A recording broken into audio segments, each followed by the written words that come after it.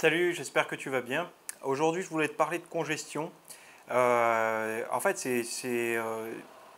comme tu sais, enfin, je sais pas si tu le sais, mais si tu as regardé mes autres vidéos, tu dois avoir bien compris le truc maintenant.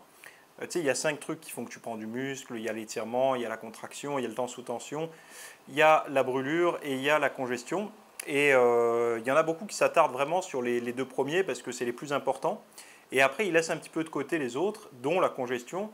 Et visiblement, sur Internet, et enfin, sur tout ce qu'on va te dire, on va te dire ouais, non, mais la congestion, ça ne veut pas dire que tu prends du muscle.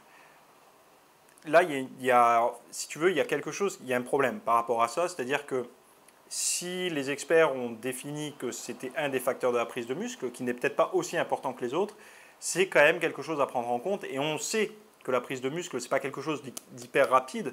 Donc chaque petite chose qu'on pourra ajouter va permettre de prendre de la masse musculaire plus rapidement. Ça, c'est le premier côté. Après, le deuxième côté positif de la congestion, c'est quand tu t'entraînes et que tu as une bonne congestion musculaire, tu te sens bien, tu vois, à l'entraînement. Je sais pas si, enfin bon, quand tu congestionnes bien, que ce soit les nanas ou les mecs, tu vois, quand tu t'entraînes, tu sens tes muscles qui gonflent, tu vois, les mensurations, elles augmentent comme ça pendant l'entraînement, tu te sens bien, ça fait plaisir quand même. Et puis tu as ce côté, je sais pas, tu sais, tu ressens que ton entraînement, tu arrives bien à travailler localement. Donc ça, c'est ça les points. C'est le plaisir de l'entraînement, tu vois, quand tu congestionnes, tu sens que tu t'entraînes bien.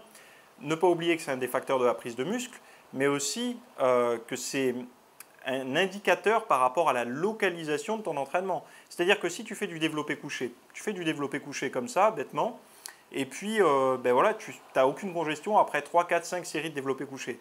Alors là, tu as deux trucs qui vont se poser, enfin deux questions que tu peux te poser. C'est un, est-ce que tu t'entraînes comme il faut, c'est-à-dire le bon nombre de répétitions, la bonne charge, mais aussi la cadence. Est-ce que tu vas trop vite, est-ce que tu vas pas assez vite?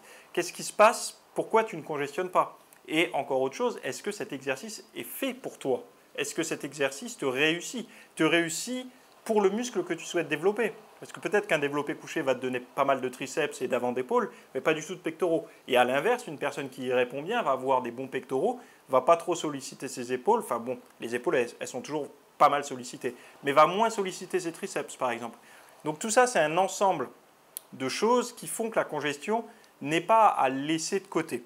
Et c'est pour cette raison que dans les deux vidéos qui vont suivre, où on va parler beaucoup de nutrition et beaucoup d'entraînement, il va y avoir deux sections, je vais te parler de la congestion, on va vraiment creuser le truc. Tu vois, déjà par exemple, on va parler du complément alimentaire, le seul qui a été reconnu qui fonctionne.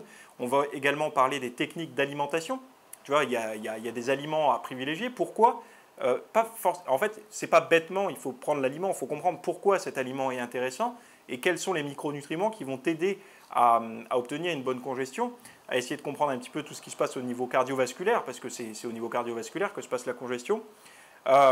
Mais également, on va voir au niveau de l'hydratation, des protocoles d'hydratation à avoir pour augmenter cette congestion durant l'entraînement. Et après, on va passer sur toute une partie training, où là, on va réellement parler de la cadence, du nombre de répétitions, des temps de repos aussi, parce que des trop courts, des trop longs, ben, on peut se rendre compte que par exemple, moi, tu sais, je m'entraînais des fois où je laissais assez peu de temps de récupération entre entre chaque série d'exercices par groupe musculaire. Et quand je ne laissais pas beaucoup de temps de repos, je me rendais compte d'une chose, c'est qu'il n'y avait pas de congestion. J'augmentais un petit peu, boum, la congestion venait. Comme s'il fallait la laisser venir un petit peu et après pouvoir passer à la série suivante. Donc tu vois tout ça, moi je t'ai répertorié, enfin tu vois la formation, là je l'ai écrite sur mon PC, j'ai tout, enfin ça s'est synchronisé avec mon téléphone, donc du coup j'ai tous les points. Il y a vraiment pas mal de points, ça tombe bien parce que j'ai la patate pour te faire ça aujourd'hui. Donc on va parler de tout ça. Si ça t'intéresse, tu as juste à t'inscrire, le lien il est ci-dessous. Tu vois, tu vas dans la description YouTube, tu as le lien pour pouvoir accéder à ton compte membre ou réserver la place si tu n'es pas encore inscrit. Si tu regardes directement sur le site, c'est pareil, je t'ai mis un bouton en dessous pour que tu puisses nous rejoindre. Et dans tous les cas, dimanche matin à 9h30, tu auras ta formation pour toi avec tout ça. Donc n'hésite pas à t'inscrire parce que j'envoie pas le mail à tout le monde. Et ça te permettra d'être averti que la formation est sortie. Donc moi là, j'attaque la suite. On va avoir pas mal de points. Et honnêtement, après ça, si tu ne congestionnes pas, c'est que tu as raté un point. Voilà, je t'en dis pas plus, je te dis à tout de suite. Et en attendant, bonne diète et bon training. Bye.